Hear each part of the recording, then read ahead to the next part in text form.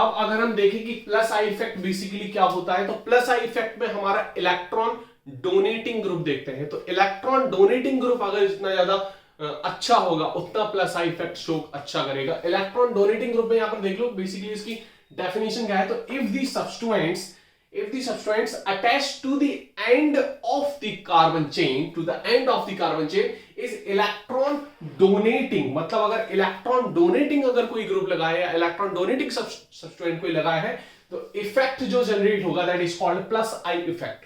जो जनरेट होगा वो कौन सा इफेक्ट होगा, that is called plus I effect. तो इसमें जो ऑर्डर है, जो मेन हमें ग्रुप देखना है, जो मेन सब्सटेंट्स हैं वो ये हैं। तो सबसे ज्यादा अगर हम बात करें तो ये O नेगेटिव अगर लगा हुआ है तो ये हमारा प्लस आई इफेक्ट शो करता है सबसे ज्यादा। फिर हमारा ये CO2 मतलब ये जो आयन बनता है वो इस तरीके से बन जाएगा, मतलब ये है ना, ये रेजोनेंस में रहेगा लेकिन ये वाला जो ग्रुप है ये प्लस आई शो करेगा। देन टर्सरी, ये हमारा टर्सरी हमारा कार्बन है। देन हमारा ये सेकेंडरी कार्बन है। फिर इस तरीके से हमारा मिथाइल ग्रुप है। देन ये हमारा कौन सा हैप्पी, जो हाइड्रोजन के हमारे 3 आइसोटोप्स होते हैं, तो ये क्या है, ड्यूटेरियम। अगर ड्यूटेरियम जुड़ा है, हाइड्रोजन जो है वो कोई प्लस आई इफेक्ट शो नहीं करता है। नोट करके आपको लिखना है hydrogen does not show inductive effect. Inductive effect ये शो नहीं करता है। क्लियर हो रही बात की नहीं? लेकिन ये हमारा शो करता है ड्यूटेरियम मतलब हाइड्रोजन का जो आइसोटोप है वो हमारा शो करता है क्या, इंडक्टिव इफेक्ट। कौन सा इंडक्टिव इफेक्ट, प्लस आई इंडक्टिव इफेक्ट, क्योंकि जो ड्यूटेरियम है वो इलेक्ट्रॉन डोनेटिंग ग्रुप में हमारा काउंट होता है। तो इसको आप नोट कर सकते हो। ये जो डेफिनेशंस हैं, ये जो ग्रुप है, ये आप एक बार नोट कर लो। फिर हम इसके देखते हैं एप्लीकेशंस। इसके बेसिकली एप्लीकेशंस क्या है, वो एप्लीकेशंस हम कवर करेंगे। ठीक है, अब हम देखते हैं इनके एप्लीकेशंस, और जो क्वेश्चंस जनरेट होते हैं वो बेसिकली एप्लीकेशन से ही आते हैं। क्योंकि हम जब इलेक्ट्रॉन हम जो पढ़ रहे हैं इंडक्टिव इफेक्ट, इलेक्ट्रॉन डोनेटिंग और इलेक्ट्रॉन विड्रॉइंग ग्रुप के जो बारे में पढ़ रहे हैं, तो ये पढ़ना क्यों है, ठीक है, इसके एप्लीकेशंस क्या हैं वो हम आज देखते हैं। एप्लीकेशंस में हमारे जो मेन 4 एप्लीकेशंस हैं वो हमें कवर करने हैं। तो एप्लीकेशंस को हम देखते हैं। Applications of inductive effect, applications of inductive effect. तो इंडक्टिव इफेक्ट के जो एप्लीकेशंस हैं वो हमको कवर करने हैं अभी। तो पहला जो एप्लीकेशन है, जो मोस्ट इंपॉर्टेंट एप्लीकेशंस है, हम इस एप्लीकेशन के थ्रू देखेंगे acidic and basic strength. Acidic and basic strength of compound. तो एसिडिक और बेसिक स्ट्रेंथ को हम देखेंगे कंपाउंड के। क्लियर हो रही बात की नहीं? तो एसिडिक और बेसिक स्ट्रेंथ को देखेंगे कंपाउंड की। दूसरी चीज हम जो कवर करेंगे यहां पर, that is the stability of किस चीज की स्टेबिलिटी ऑफ कार्बोकैटाइन एंड कार्बोएनाइन। किस की स्टेबिलिटी देखनी है हम, कार्बोकैटाइन की स्टेबिलिटी और कार्बोएनाइन की स्टेबिलिटी। हमने एक दो एग्जांपल प्रीवियस लेक्चर में लास्ट में देखा था। फिर हम देखेंगे रिएक्टिविटी ऑफ एल्किल हैलाइड। क्या देखनी है हमको, रिएक्टिविटी ऑफ एल्किल हैलाइड्स की हमें रिएक्टिविटी यहां पर देखनी है। क्लियर? ये हमारा तीसरा एप्लीकेशन है। चौथा एप्लीकेशन में हमारे कई चीज हैं, जैसे डाइपोल मूवमेंट की बात कर ले। डाइपोल मूवमेंट को हम देख सकते हैं, ठीक है, हम देख सकते हैं मेल्टिंग पॉइंट्स को, हम देख सकते हैं बॉइलिंग पॉइंट को। तो ये 2-3 एप्लीकेशंस हम एक साथ हमने इसको डाल दिए। तो ये 4 चीजें हमें कवर करनी है बाय इंडक्टिव इफेक्ट। ये एप्लीकेशंस है हमारे इंडक्टिव इफेक्ट के, इसको फटाफट आप नोट कर लो। फिर हम कुछ एग्जांपल देखते हैं इस एप्लीकेशंस के। देखो बेसिकली अगर हम बात करें एसिडिक स्ट्रेंथ को हम कैसे देखते हैं, यहां पर देखो हम सिंपल सा आपको एक ट्रिक बताते हैं, ठीक है, वो ट्रिक से हम समझते हैं। अगर हमारा कार्बोजाइलिक एसिड है, क्या है, कार्बोजाइलिक एसिड। क्लियर? ये कार्बोजाइलिक एसिड है और कार्बोजाइलिक एसिड से हमारा कोई प्लस मतलब इलेक्ट्रॉन डोनेटिंग ग्रुप लगा है। क्या लगा है? Electron donating group. क्लियर? तो इलेक्ट्रॉन डोनेटिंग ग्रुप लगा है तो ये क्या करेगा? इलेक्ट्रॉन डोनेट करेगा।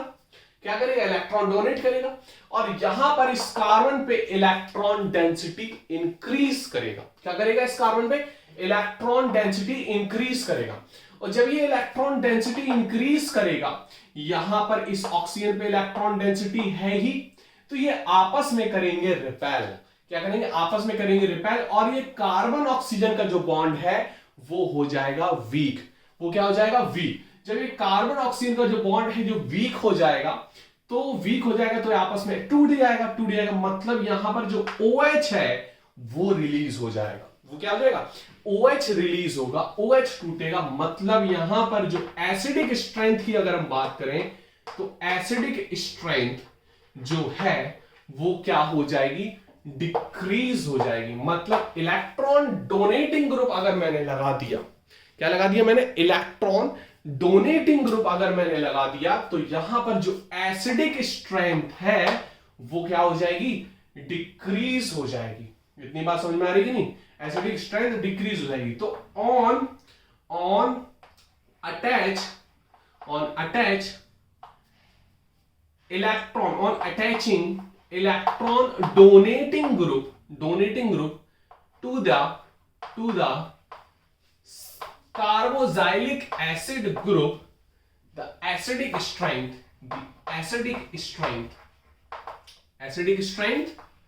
decreases। एसिडिक स्ट्रेंथ क्या हो जाएगी? डिक्रीज हो जाएगी। इतनी बात समझ में आ रही कि नहीं आ रही आपको? फटाफट आप नोट कर लो। अब यहीं पर अगर मैं बात करूं, क्या बात करूं? अगर यहीं पर मैं बात करूं कि अगर COOH यहां पर ये एसिडिक ग्रुप है और यहां पर इलेक्ट्रॉन विड्रॉइंग ग्रुप लगा है। क्या लगा है? Electron withdrawing group.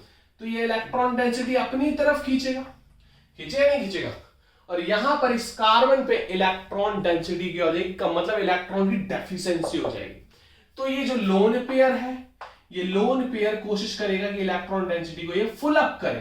क्या करे? ये फिल अप करे।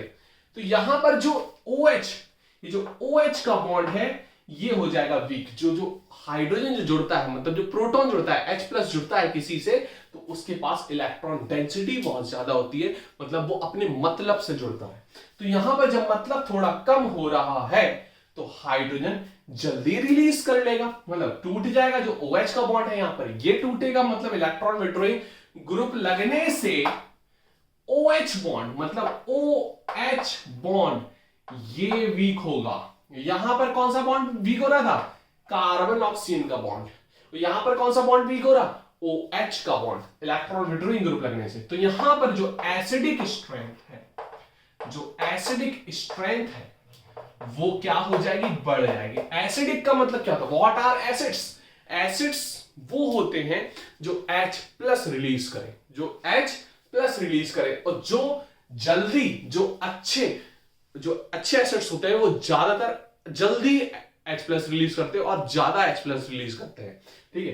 तो ये हमारा जब भी OH का बॉन्ड वीक होगा तभी तो ये H+ रिलीज होगा, तभी तो ये हाइड्रोजन ये निकलेगा, हाइड्रोजन आयन निकलेगा। तो मतलब ये एसिडिक स्ट्रेंथ को क्या कर रहा है? इंक्रीज कर रहा है। तो यहां पर लिख सकते हो जैसे हमने लिखा था, on attaching electron donating group COOH, है ना, to the COOH the acidic strength decreases. यहां पर हम दूसरा पॉइंट लिख सकते हैं, ऑन अटैचिंग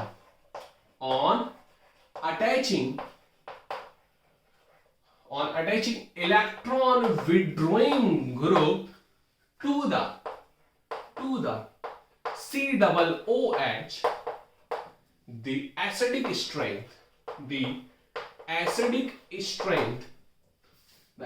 strength क्या हो जाएगी?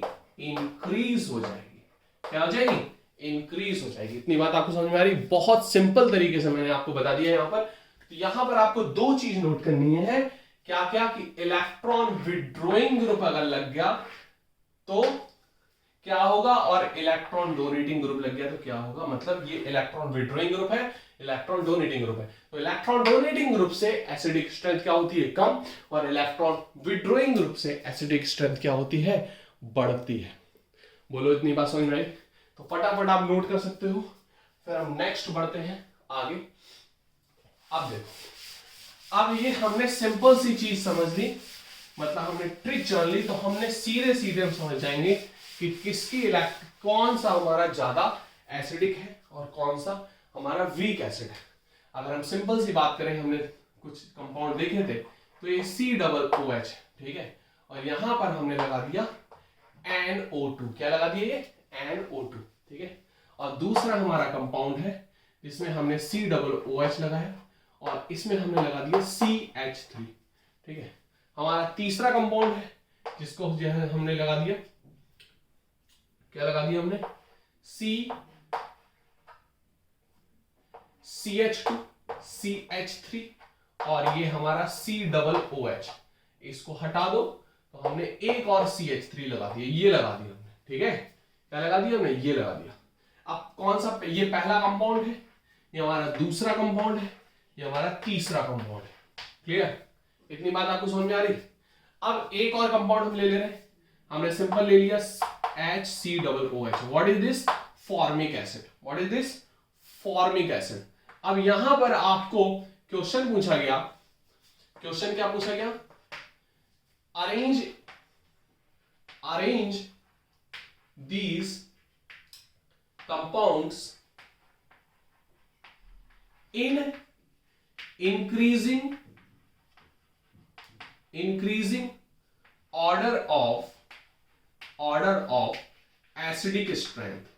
Increasing order of acidic strength में आपको क्या करना है, अरेंज करना है। इतनी बात आपको समझ में आई? ये हमारा क्वेश्चन है। क्लियर? ये हमारा क्या है, क्वेश्चन। क्या करोगे आप, सबसे ज्यादा जो एसिडिक स्ट्रेंथ है वो किसकी है?